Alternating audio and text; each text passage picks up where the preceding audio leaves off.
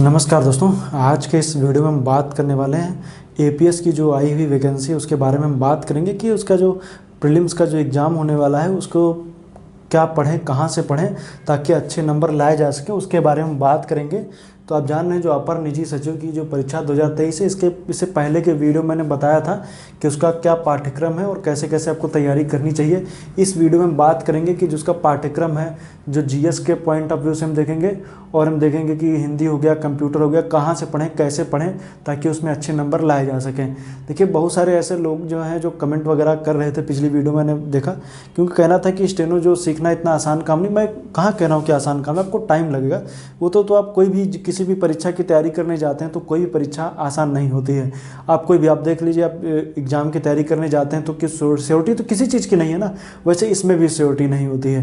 लेकिन आप अपने स्तर पर तैयारी करेंगे तो आने वाले समय में अगर जो एग्ज़ाम वगैरह में आपको टाइम मिला तो आप स्टेनो सीख भी सकते हैं। नहीं भी आपका इसमें हुआ तो आप आने वाली और वैकेंसी में ट्राई कर सकते हैं। लेकिन उम्मीद यही रहेगी कि आप अगर जो अच्छे से स्टेनो सीखे रहेंगे तो इस एग्ज़ाम में आप अच्छा कर सकते हैं। लेकिन यही है कि आप अभी से लग जाइए तभी आप इसको सीख पाएंगे। तो अपर निजी सचिव परीक्षा 2023 एपीएस की हम बात करेंगे तो योग्यता है स्नातक और ट्रिपल सी या उसके समकक्ष है। आशुलेखन में मतलब कि शॉर्ट हैंड आपको 80 वर्ड पर मिनट आना चाहिए, टाइपिंग हिंदी 25 वर्ड पर मिनट। ये मैं पिछले वीडियो में इसके बारे में चर्चा कर चुका था।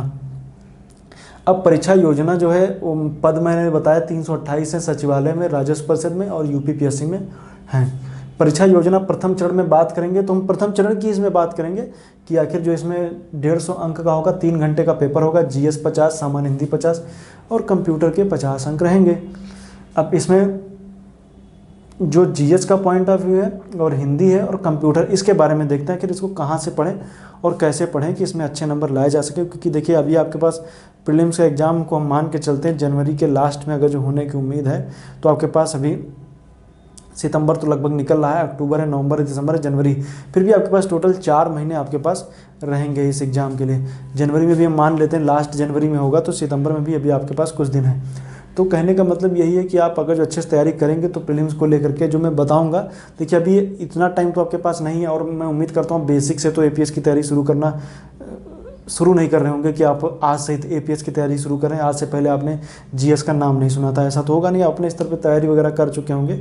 और दूसरा ये भी है कि अब आप मोटी किताबें तो पढ़ नहीं सकते हैं कि आप माजिद हुसैन के भारत का भूगोल पढ़ना शुरू कर दीजिए और लक्ष्मीकांत की पॉलिटी पढ़ लीजिए, या फिर कोई ऐसी किताब पढ़ना शुरू कर दीजिए जिस किताब को ख़त्म करने में आपको बहुत समय लगे। तो ये है कि शॉर्टकट तो नहीं कह सकते हैं, ये कम समय में अच्छे से अच्छा मैटर कहाँ से कैसे जुटा करके आप कम समय में अच्छी तैयारी कर सकें उसके बारे में बात करेंगे।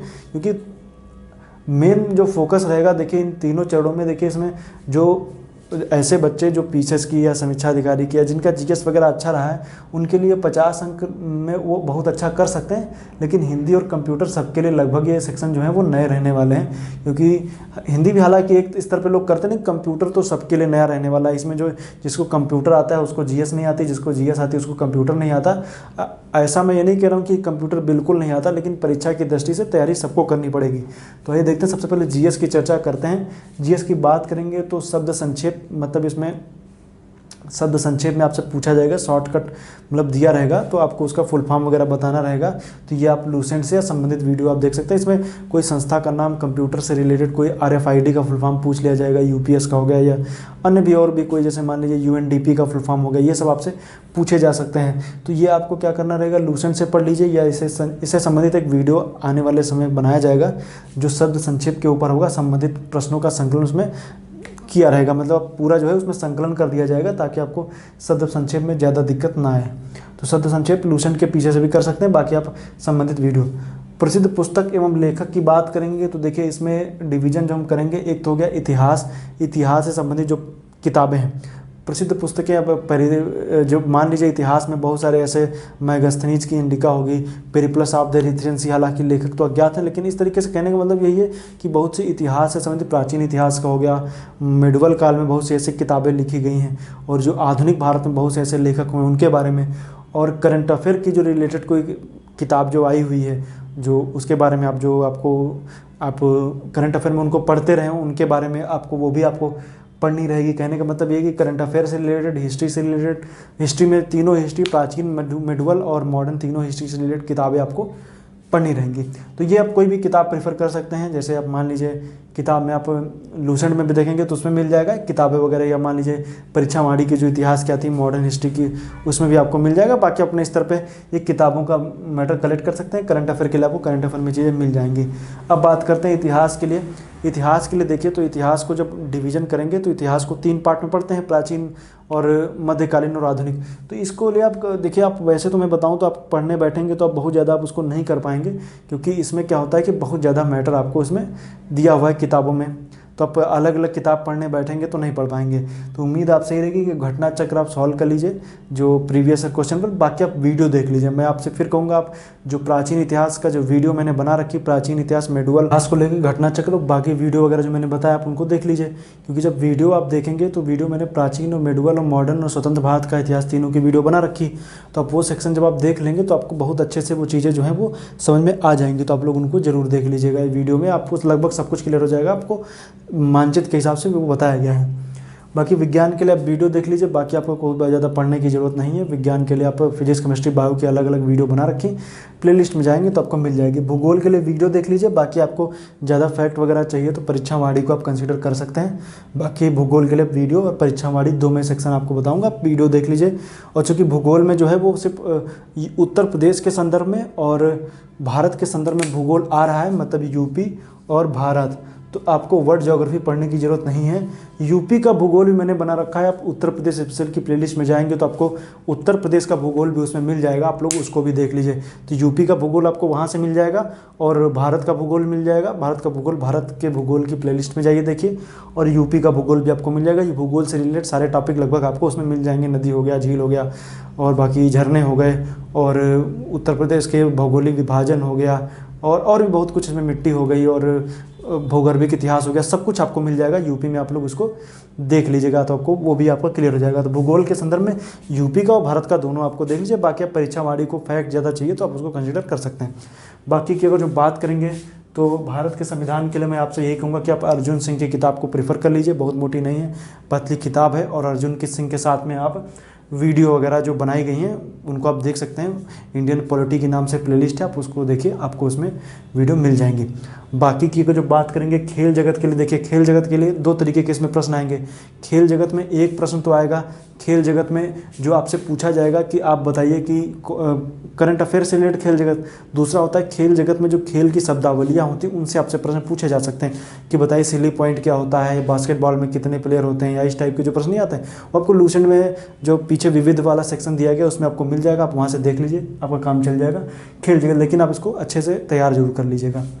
इसके बाद नगर स्मारक एवं इतिहास के लिए आप लूसेंट देख लीजिए। इतिहास में जो स्थापत्य कला वाला सेक्शन है उसको देख लीजिए। हालांकि इसके ऊपर मैं एक वीडियो बना दूंगा, उसमें आपको प्रमुख जो इमारतें वगैरह हैं वो आपको उसमें मिल जाएंगी, तो आपको घबराने की ज़रूरत नहीं है, सेक्शन आपको कवर हो जाएगा। बाकी इतिहास में आपको जो प्रमुख इमारतें वगैरह हैं दक्षिण भारत में चेर चोल पांड्य वगैरह में देख लीजिए कौन कौन सी इमारतें मंदिर हैं, इनके बारे में आप देख लीजिएगा, वो आपको अच्छे से, ताकि उससे कवर हो जाए। और लूसेंट भी आप इससे कवर कर सकते हैं, लूसेंट में मिल जाएगा। करंट अफेयर के लिए कोई भी आप मासिक पत्रिका आप ले उठा लीजिए, करंट अफेयर उससे आप कर लीजिए, आपका उससे करंट अफेयर तैयार हो जाएगा। मैं स्पेशल कोई नाम नहीं बताऊँगा कि आप वही पढ़ लीजिए। मार्केट में घटना चक्र हो गया, घटनासार हो गया, और स्पीडी हो गई, और भी परीक्षा मंथन हो गई, और भी बहुत सारी पत्रिकाएं आप कोई भी उठा लीजिए, उससे पढ़ सकते हैं। तो मासिक पत्रिका लीजिए। अंक गणित के लिए कक्षा 8 स्तरीय कोई भी किताब आप ले लीजिए। उम्मीद करिएगा कि थोड़ा शॉर्ट ट्रिक से करने की कोशिश कीजिएगा। जिनको मैथ बिल्कुल नहीं आती है उनको आप कोई भी आप ऐसा चैनल वगैरह यूट्यूब पे फॉलो कर लीजिए जो कक्षा 8 स्तर की, मतलब 8 स्टैंडर्ड के जो है वो मैथ वगैरह बताई जा रही हो, आप उसको फॉलो कर लीजिए और उसी से आप कर लीजिए। बहुत ज़्यादा डीप में ज़्यादा क्वेश्चन आएंगे नहीं, और बहुत ज़्यादा मैथ के क्वेश्चन आएंगे नहीं। 50 क्वेश्चन में सब कुछ आना है, तो बहुत ज़्यादा मैथ पर ध्यान देने की जरूरत नहीं। सिलेक्टेड टॉपिक पढ़ लीजिएगा, बेसिक सी मैथ आती है, आप अगर जो हल्का फुल्का तैयार कर लेंगे तो सबके सभी क्वेश्चन सही हो जाएंगे। हिंदी की आइए बात करते हैं, थोड़ा सा सेक्शन जीएस के बाद हम बात करेंगे हिंदी की बात करेंगे। देखिए टॉपिक कौन कौन से दिए हुए हैं। अपठित गद्यांश, पत्र एवं विभिन्न कार्यालयी पत्र, मुहावरे, लोकोक्तियाँ, अनेक शब्दों के लिए एक शब्द, वाक्यों का शुद्धिकरण, पर्यायवाची विलोम, शब्दों के अर्थ मतलब हिंदी से इंग्लिश, इंग्लिश टू हिंदी। तो इसमें देखेंगे तो अपठित गद्यांश हो गया, पत्र एवं विभिन्न कार्यालयी आदेश पत्र जो थे इनके ऑब्जेक्टिव क्वेश्चन जो है वो आपको किताब की अगर हम बात करेंगे तो आदित्य पब्लिकेशन की हो गई, या अगर जो हम बात करेंगे हरदेव बाहरी हो गई, और भी बहुत सारी मार्केट में किताबें वगैरह मिलती हैं, उनसे आप कर सकते हैं, उनसे कर लेंगे तो आपको तैयार हो जाएगा। देखिए अपठित गद्यांश तो लगभग आप आदित्य में देख लीजिए, बहुत सारे दिए हुए आप उनसे कर सकते हैं। पत्र में विभिन्न कार्यालय पत्र भी आपको मिल जाएंगे, उनको भी कर लीजिए। विभिन्न कार्यालय पत्र, इसमें देखिए प्रश्न ऐसे आते हैं कि मान लीजिए मोहल्ले में मच्छरों की समस्या है तो आप पत्र लिखेंगे तो कैसा होगा, शिकायती पत्र होगा। और समकक्षता में अगर जो देखेंगे तो कोई अधिकारी लिखेगा तो कैसा होगा, अर्ध सरकारी होगा। इस तरीके से जो होंगे पत्र लिखे जाएंगे। आप विद्यालय में छुट्टी को लेकर के एप्लीकेशन देना चाहते हैं तो कैसा होगा, कहाँ भौदी लिखा जाएगा, कहाँ पर क्या लिखा जाएगा, दिनांक ऊपर रहेगा कि दिनांक नीचे रहेगा। इस तरीके के जो है वो आते हैं, आप इनको आप कर लेंगे तो अच्छे से आपका तैयार हो जाएगा। मुहावरे, लोकोक्तियाँ, अनेक शब्दों के लेख शब्द, वाक्यों का शुद्धिकरण, पर्यायवाची विलोम, कोई भी किताब उठा लीजिए, सब में मिल जाएगा। ये मैंने किताबें दो दी हुई रेफरेंस, आप चाहें तो कोई और भी ले सकते हैं, कोई प्रमोशन नहीं हो रहा है, आप चाहें तो कोई भी किताब ले सकते हैं, ये ले लीजिए। और भी मार्केट में पृथ्वीनाथ पांडे की और भी बहुत सारी किताब मार्केट में, आप कोई भी ले सकते हैं। English to Hindi, Hindi to English के लिए आप देखिए वैसे तो हरदेव बारी वगैरह में भी दिया हुआ है ये सेक्शन, लेकिन मैं आपसे यही कहूँगा कि आप इसमें देखिए प्रशासनिक शब्दावलियों पे वैसे तो कहते हैं कि कक्षा 10 स्तरीय, लेकिन मुझे लगता है कि ये इस पर प्रशासनिक शब्दावलियों के ऊपर आपसे प्रश्न पूछे जा सकते हैं। इसके ऊपर मैं वीडियो बना दूंगा और बाकी आप इनको जहाँ से भी मैटर कलेक्ट कर सकते हैं उनको कलेक्ट कर लीजिएगा, क्योंकि ये एक जगह पर सब कुछ लिखा हुआ नहीं मिलेगा। इसके ऊपर एक स्पेशल वीडियो बना दी जाएगी जिसमें बहुत सारा संकलन किया जाएगा कि इंग्लिश से हिंदी, हिंदी से इंग्लिश, जिसमें ट्रांसलेशन दिया रहेगा शब्दों का, तो शब्दों के अर्थ बताने रहेंगे। कंप्यूटर, देखिए कंप्यूटर का देखिए कोई फिक्स्ड सिलेबस है और बहुत ज़्यादा कोई डीप में कंप्यूटर पूछा नहीं जा रहा है, सिलेक्टेड टॉपिक है। पाठ्यक्रम के अनुसार कोई भी किताब आप मार्केट से ले सकते हैं जिसमें आप अपना सिलेबस उठाइए, सिलेबस आप देख लीजिए, सिलेबस वगैरह, सिलेबस के अकॉर्डिंग मार्केट में जाइए और वहाँ पर किताबें देख लीजिए कि कौन कौन से किताबें मार्केट में हैं और उनके हिसाब से आप सिलेबस से जो मैच करें वही किताब ले लीजिए, जो आपको पढ़ने में भी आसानी लगे। आप हिंदी माध्यम से तो हिंदी माध्यम में भी आप किताबें मार्केट में अवेलेबल हैं, आप उनको देख लीजिए। बाकी अगर जब इंग्लिश मीडियम से तो इंग्लिश की किताबें मार्केट में मिल जाएंगी, आपको जैसे लगे आप वैसे उस तरीके से ले लीजिए। बस आपको पढ़ने में उसकी भाषा अच्छी लगे, ऑब्जेक्टिव क्वेश्चन उसमें दिए होने चाहिए। ये आप सेक्शन जरूर देख लीजिएगा कि ऑब्जेक्टिव क्वेश्चन दिए कि नहीं दिए हैं और पढ़ने में आपको कैसे लग रही है।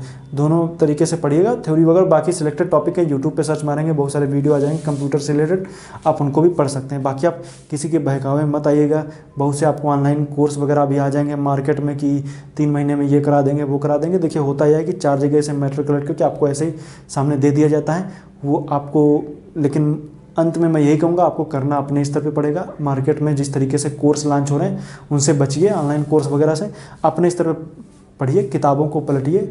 और आपको अंत में यही होता है कि कोर्स खरीदने से क्या होता है कि आपको सिलेक्शन नहीं मिलता, सिलेक्शन आपकी मेहनत में मिलता है। और ऐसा भी नहीं है कि कोई स्पेशल आपको ऐसा नोट्स वगैरह दे दिया जाएगा। मार्केट में बहुत सारी किताबें आ जाएंगी जिसमें क्या होगा कि पूरे सिलेबस के अकॉर्डिंग उसमें चीज़ें दी रहेंगी, और वही ऑनलाइन वाले आपको उसमें कोई 2000, 3000, 4000, 5000, 10000 इस तरीके से आपको बेचेगा। तो उम्मीद करता हूँ आप लोग इस बात को समझ गए होंगे, ऑनलाइन कोर्स खरीदने से बचिएगा। और बाकी आप ये समझ लीजिए कि देखिए ये तो हो गया कि आप प्रीलिम्स का एग्ज़ाम निकालेंगे, लेकिन इसके बाद का जो होगा वो स्टेनो है, मतलब कि शॉर्ट हैंड है। शॉर्ट हैंड आप देखिए लोग कमेंट करते हैं कि स्टेनो सीखना इतना आसान नहीं है। बाकी लोग ऑनलाइन कोर्स में, मैं आपको बताता हूं कि देखिए कुछ लोग जो थे वो कमेंट किया था, किसी ने पिछली वीडियो में जो मैंने बनाया था इसके ऊपर, उसमें किसी का कमेंट आया था कि देखिए एक लोगों ने कहा जो स्टेनो के दलदल में फंसा है वो नहीं चाहता कि कोई और इस दलदल का पात्र बने। जो भी स्टेनोग्राफर है उनसे पता कीजिए इसमें कितना समय दिया है। देखिए समय जो है वो सभी एग्जामों में दिया जाता है। आपकी मेहनत आपने बहुत मेहनत की होगी स्टेनो सीखने में लिए, मतलब इस शॉर्ट हैंड सीखने के लिए। लेकिन हाँ, कोई भी एग्जाम होता है, आप कोई भी एग्जाम की तैयारी कीजिए, कंपटीशन में लेवल हर जगह हार्ड है। हम समझ सकते हैं कि जिनको स्टेनो आ रही है उनके लिए, अगर जिनको नहीं आ रही है, अगर जो सभी लोग एग्जाम में फॉर्म भरेंगे तो उनके लिए कंपटीशन बढ़ जाएगा। लेकिन कंपटीशन का दौर है, कंपटीशन तो सबके लिए है ना। उनके लिए जिनको स्टेनो नहीं आ रही है उनके लिए स्टेनो सीखना चुनौती है, और जिनको आ रही है उनके लिए प्रीलिम्स का एग्जाम चुनौती है। चुनौती दोनों लोगों के लिए। आप अपने स्तर पर पढ़ाई कीजिए। आप बाकी आपकी राय अच्छी है, आपने बताया। अब देखिए किसी और ने एक कमेंट किया है कि ऑनलाइन बैच बेचने हैं, इसलिए सारे बोल रहे हैं कि 4 से 6 महीने में लिखने लगोगे लेकिन एग्ज़ाम पास हो जाएगा, ये कोई कह सकता है?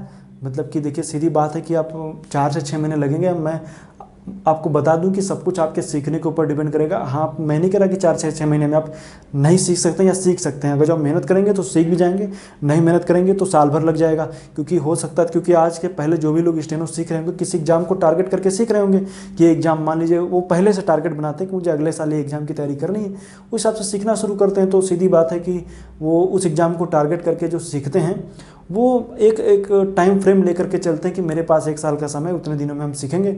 और बाकी बात यही है कि अगर जो आपके पास टाइम फ्रेम कम है, समय कम है, आपको मेहनत ज़्यादा करनी है, तो आपको मेहनत स्टेनो में और ज़्यादा टाइम देना पड़ेगा। स्पीड आएगी कि नहीं आएगी, ये बिना सोचे समझे आप स्टेनो की तैयारी में शुरुआत में लग जाइए। हो सकता है आपको चुनाव के बाद, अगर जो लोकसभा के चुनाव के बाद अगर जो स्टेनो के लिए आपको बुलाया जाता है, तो आप पक्का सीख लेंगे, इसमें कोई डाउट नहीं है। और इतनी जल्दी ये एग्ज़ाम नहीं होने वाला है, एग्ज़ाम होने के बाद में आपको टाइम मिलेगा, इसलिए आप उसके लेकर के निश्चिंत रहिए, स्टेनो सीखना शुरू कर दीजिए। मैं तो यही कहूँगा, जो लोग हल्का सा भी इसको लेकर के सचेत हैं, नहीं मने तो समीक्षा का आ रहा है, समीक्षा की तैयारी कीजिए। जरूरी नहीं कि आप एपीएस की तैयारी कीजिए, लेकिन जब एपीएस की तैयारी के लिए जो लोग मन बनाए हुए हैं उनकी मैं बात कर रहा हूँ। जो लोग फॉर्म भरेंगे तो थोड़ा सा सोच समझ करके भरिएगा। और स्टेनो को ये मान लीजिए, स्टेनो एक चुनौती तो रहेगी, इसमें तो कोई डाउट नहीं है, लेकिन आप सीखेंगे तो सीख ले जाएंगे, ये भी मैं आपको बता देता हूँ। आप मेहनत करेंगे तो हो जाएगा, क्योंकि मेहनत देखिए सब में। और मैं स्टेनो जो सीखे उनकी बात बता रहा हूँ कि आप लोग जो इस सिलेबस के अकॉर्डिंग तैयारी करना शुरू कीजिए। आप नहीं तैयारी करेंगे तो आपका स्टेनो आप सीखे रहेंगे, लेकिन प्रीलिम्स का एग्जाम पास नहीं कर पाएंगे, ये भी मैं बता देता हूँ। क्योंकि ये जो आप सिलेबस आप देख रहे हैं इतना आसान बिल्कुल भी नहीं है, क्योंकि सिर्फ स्टेनो वाले बच्चे रहते तब तो आप कह सकते थे कि आप अपने स्तर पर अच्छा कर लेंगे, तब तो आप पास हो जाते। लेकिन इसमें बाकी के लोग भी आएंगे, कंपटीशन बढ़ेगा तो आपके लिए चुनौती बढ़ जाएगी। आपके लिए जब चुनौती होगी तो फिर आपको ये सब पूरे सेक्शन अच्छे से तैयार करने पड़ेंगे। और अच्छे से सेक्शन तैयार करना शुरू करिए। ये मत सोचिए कि कोई सामने वाला बंदा स्टेनो सीख पाएगा कि नहीं सीख पाएगा, इसमें अपना टाइम मत बर्बाद कीजिए। अपने स्तर पे जीएस की तैयारी करना शुरू कीजिए और अच्छे से तैयारी कीजिए, कि आपको कोई फ़र्क ही ना पड़े कि कोई आ रहा है कि नहीं आ रहा। आपकी तैयारी अच्छी, आपकी स्टेनो आती है, अच्छी बात है, टाइपिंग में आपकी अच्छी बात है। अब बस जीएस निकालिए, आपको तो नौकरी पक्की। आप अपनी जीएस का पोर्शन निकालिए, प्लीज निकालिए, बाकी के आगे के एग्जाम में कोई दम ही नहीं है आपके लिए, तो अपने स्तर पर तैयारी कीजिए। जिनको नहीं आता है वो ये भी पढ़ेंगे और साथ साथ में अपना स्टेनो भी सीखेंगे। तो चुनौती दोनों लोगों के लिए, अपने अपने स्तर पे आप चुनौती को स्वीकारिए और आगे तैयारी करने में जुट जाइए। आज के लिए इतना ही। वीडियो देखने के लिए आपका बहुत बहुत धन्यवाद।